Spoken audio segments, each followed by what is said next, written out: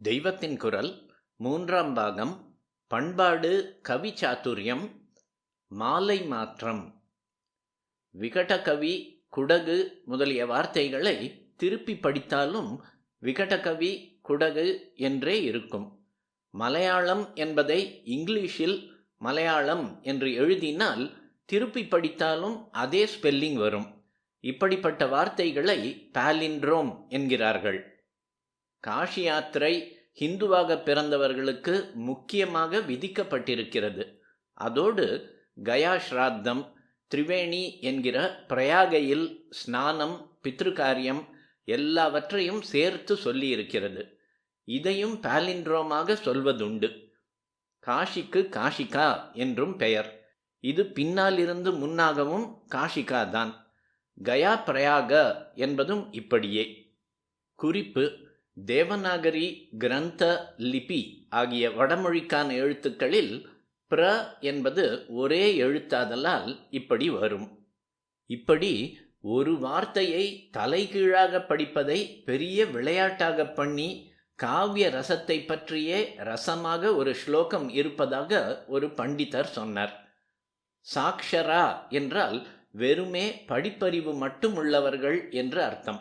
அதாவது வரட்டு வரட்டு என்று நிறைய படித்திருப்பார்கள், இலக்கிய சுவையில் ஊறியிருக்க மாட்டார்கள்.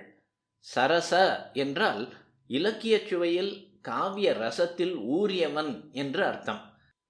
ரசம் அறிகிற பக்குவ மனஸ் இல்லாமல் இருக்கிறவன் அந்த படிப்பு நெறியிலிருந்து மாறினால் குணம் கெட்ட ராட்சசனாகி விடுவான். ஆனால் ரசிகனோ எப்படி வெளியிலே மாறினாலும் அவனுடைய உயர்ந்த ரசிக்கத்தன்மை போகவே போகாது என்பது அந்த ஸ்லோகத்தின் தாத்பரியம்.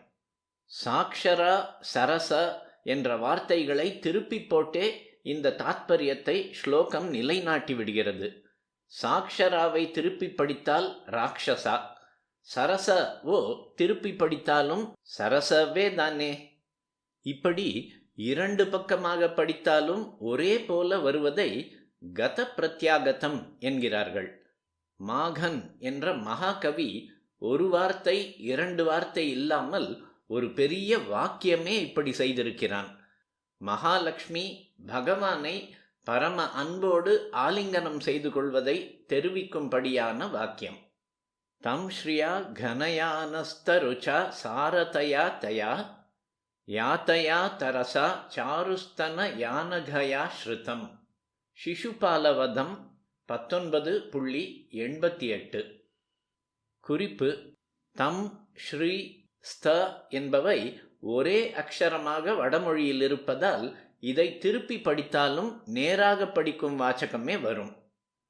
திருஞான சம்பந்தர் சாக்ஷாத் பரதேவதையின் க்ஷீரத்தை பானம் பண்ணியதால் குழந்தையாக இருந்து கொண்டே எத்தனை விதமான செய்யுள் வகை உண்டோ அத்தனையிலும் வர்ஷிக்கிறார் போல கொட்டினவர்.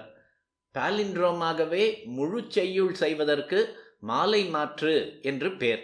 மிகவும் கஷ்டமான இந்த மாலை மாற்று வகையில் 11 இரட்டை வரி செய்யுள்களை ஞானசம்பந்தர் அனுகிரகித்திருக்கிறார். படித்தால் கண்ணை கட்டி காட்டில் விட்ட மாதிரி இருக்கும்.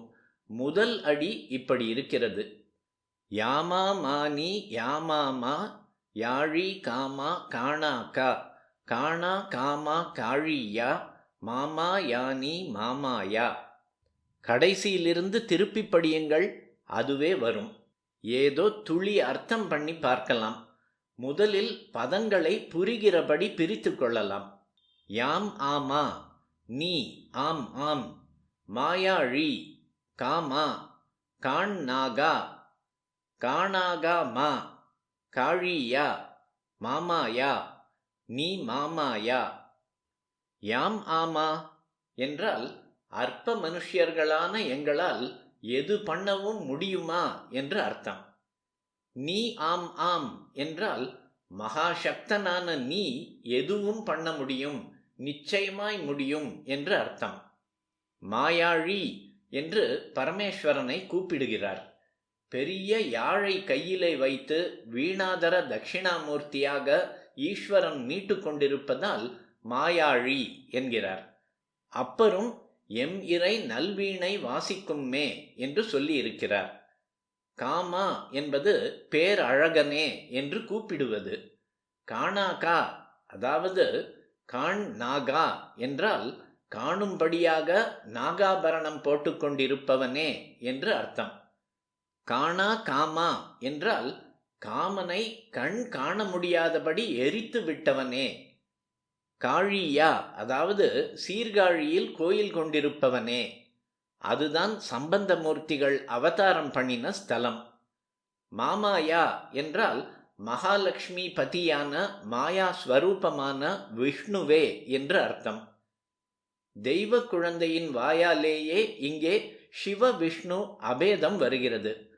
அப்பர் சுவாமிகளின் திருத்தாண்டகத்திலும் சிவபெருமானையே திரிமூர்த்தி ஸ்வரூபமாக நாரணன் காண் நான் முகன் காண் என்று வர்ணித்திருக்கிறது.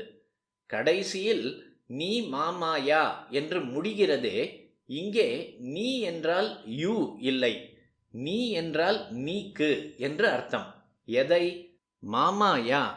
மா என்றால் பெரிய, கனாந்தகாரமான என்றும் சொல்கிறார்கள். ஒரே இருட்டாயுள்ள மாயையை நீக்கு என்று பிரார்த்திக்கிறார்.